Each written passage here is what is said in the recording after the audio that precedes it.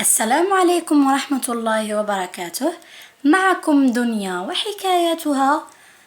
Bonjour mes petites sœurs et mes petits frères. Alors maintenant, je vous présente une histoire en français qui s'appelle Le loup et les 7 chevreaux. Il était une fois une chèvre qui avait 7 petits chevreaux. Elle les aimait tendrement. Un jour, elle les laisse seuls pour aller faire provision de fourrage dans les prés voisins.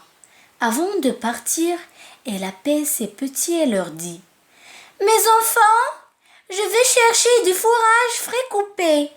Prenez garde au loup.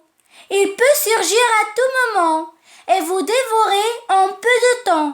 Vous le reconnaîtrez facilement à sa voix rude et à ses pattes noires. »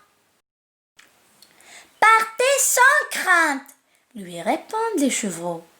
La chèvre part aussitôt. Peu de temps après, on frappe à la porte et une voix grave se fait entendre. « Ouvrez mes petits, je reviens des champs avec un cadeau pour chacun d'entre vous. » Les chevreaux ont vite reconnu le loup. « Tu n'es pas notre mère !»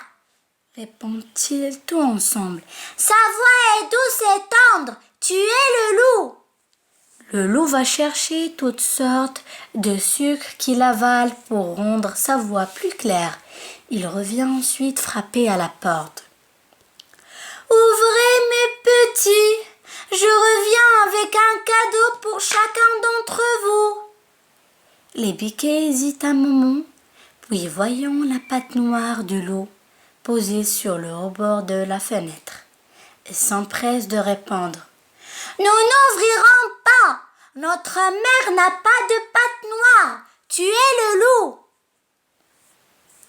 Il va alors chez le boulanger et recouvre sa pâte de pâte à pain.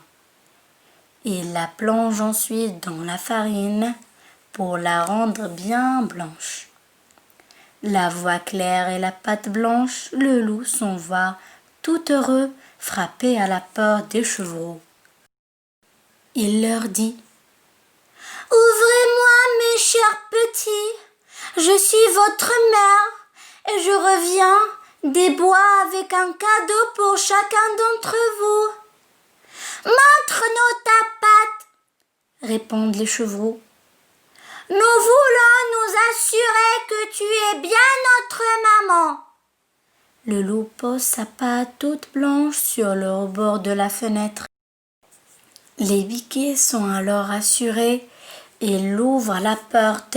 C'est le loup qui apparaît montrant ses crocs. Les petits ne savent où se mettre. Ils vont chercher refuge dans les coins les plus retirés de la maison.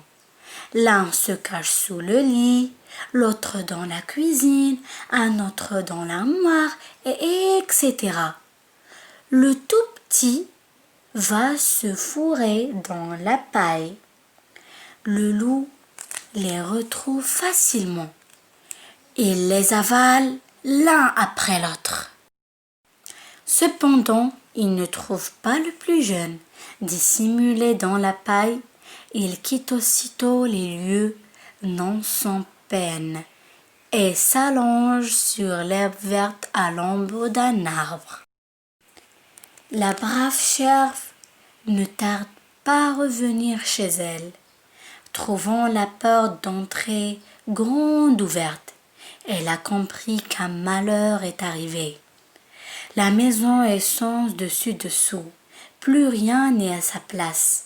Et c'est le cœur serré qu'elle appelle ses petits par leur nom. Aucune réponse ne vient apaiser ses craintes. Quand elle arrivait au plus jeune, une voix étouffée se fait entendre. « Je suis la chère maman, cachée dans la paille. » Et il lui raconte comment le loup a trompé leur vigilance avant de pénétrer dans la maison et dévorer les pauvres petits bêtes. La chèvre a du mal à comprendre ce qui lui arrive. Elle s'en va errer dans les champs accompagnée de son jeune chevreau. Elle aperçoit au loin le loup couché, le ventre plein à craquer. Quand elle arrive tout près de lui, elle remarque quelque chose qui bouge sous la peau tendue de son ventre. Elle a vite compris que ces pauvres petits ont été avalés tout entiers. Serait-il encore en vie? Il envoie son biquet chercher des ciseaux, une aiguille et du fil. Dès le premier coup de ciseaux, la tête d'un chevreau apparaît suivie des 5 autres. Ils ont hâte de se dresser sur leurs pattes et de respirer l'air pur des champs. Leur maman leur demande aussitôt d'aller chercher des pierres pour remplir la panse de la méchante bête. Très vite, le ventre est rempli puis recousu sans que le loup se rende compte de rien. Dès son réveil, il a une grande envie de boire. Il s'approche du puits et penche la tête pour se désaltérer. C'est alors que le poids des pierres le pousse vers l'avant et le précipite dans le trou. Il est aussitôt noyé. Les 7 chevreaux poussent des cris de joie et se mettent à danser tout autour du puits. Et bonne nuit mes petites sœurs et mes petits frères. À bientôt, Inch'Allah.